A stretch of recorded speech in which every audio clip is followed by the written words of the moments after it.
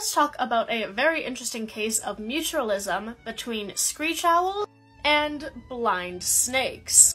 Now, I kind of knew about this relationship before. It was pretty heavily featured in my all-time favorite book series as a child, the Guardians of Ga'Hoole series. If you know, you know, but I quite honestly thought that it was a thing that was made up for the book series, like everything else in it. But no, it's actually a real thing.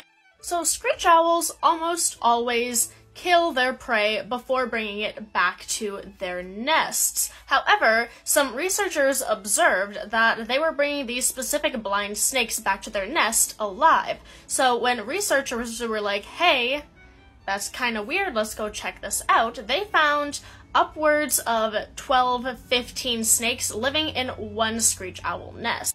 So the researchers were like, yo, what's up with that? So they conducted an entire study, and it was found that these blind snakes act basically as housekeepers in the screech owl nest when there are nestlings there, so baby screech owl, and they basically just eat all of the pests that could come into the nest, like spiders and centipedes and larvae and mites and all of that. They basically just keep the nest clean from creepy crawlies that the baby owls don't like very much.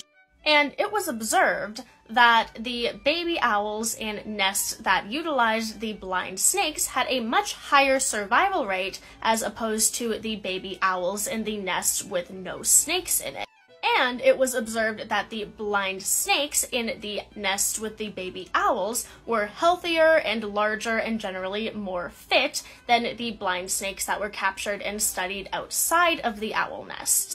So, this was observed to be a mutualistic behavior. These snakes got a very convenient and easy source of food, and the baby owls had their nest clean of any parasites and critters and unwanted things.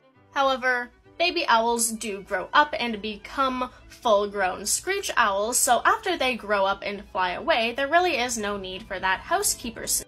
And these snakes typically don't do that well in nests alone without baby owls, because baby owls are messy and stinky and gross usually, and that's what attracts all of the goodies for the snake to eat. So after all of the baby owls have grown up, the snakes will make their way down again to the forest floor, where they will continue to live and stay, occasionally after laying their own eggs in the now abandoned nest, until it becomes time for another screech owl egg-laying season, where then they may or may not be picked up by another adult screech owl and deposited into the nest to resume their housekeeping duties.